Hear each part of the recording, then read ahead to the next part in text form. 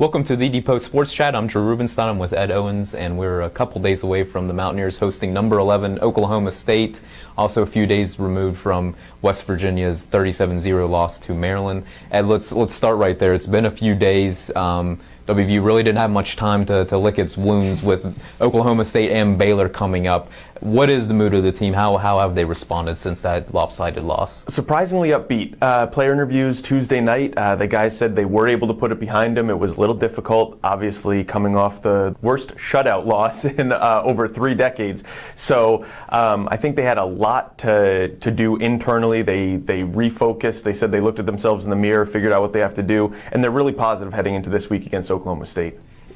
When you look at the makeup of WVU's team right now, the defense is what the offense was last year in a lot of ways, where it's held up its end of the bargain, so to speak, where the offense has kind of just stumbled and things like that. How is the defense handling its role? Do you sense any frustration between that side? Like, come on, offense, let's pick it up, or how are they handling it right now? I think there's a general sense of frustration with the team right now. I don't think anybody's really happy with the product they're putting out on the field.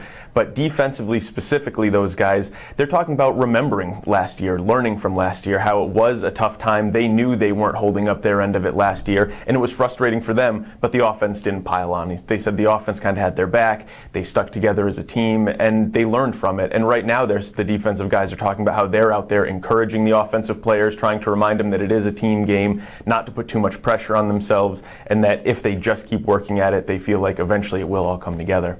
Well, and this week the defense is going to have to keep doing what it has been, but it's probably going to be difficult because this is probably the best offense that the Mountaineers have faced so far this season. I guess, would you agree with that? And obviously there's a lot of similarities between Oklahoma State and West Virginia, where Dana Holgorsen came from. They still run his offense to a degree. Is this in a lot of ways going up against a team that looks like the one they practice against, or how will all those things play out? Yeah, defensive lineman Shaq Rowell yesterday said it. It is going to be going up against the offense they play against every day, only better. Oklahoma State is doing a lot of things really well right now. They are balanced. They've got a quarterback who can throw the ball around. No one WVU has faced so far. Even Oklahoma, who I guess runs a more up-tempo offense and maybe is moving the ball a little bit quicker, still can't move the ball as well as Oklahoma State. So I think WVU is going to have a lot of different challenges, and they're really going to face a more balanced team than they've faced so far this year. It starts with Oklahoma State, but before they have the bye week, they also have Baylor. And statistically, in most categories, those are the top 2 offenses in the league. And some people may even say the top 2 teams in the league. Certainly, you'd throw the Sooners in there, but we'll see how things play out. They may end up being the top 2 teams. With where West Virginia is right now, 2-2. 2 more weeks left before their first bye week. Do you think the season hinges on how the Mountaineers play the next 2 weeks?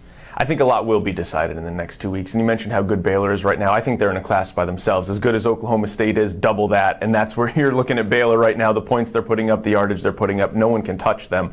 So how WVU performs in the next 2 weeks, I think will say a lot about the team. I don't think losses necessarily will ruin their season or ruin their mentality, confidence, however you want to put it.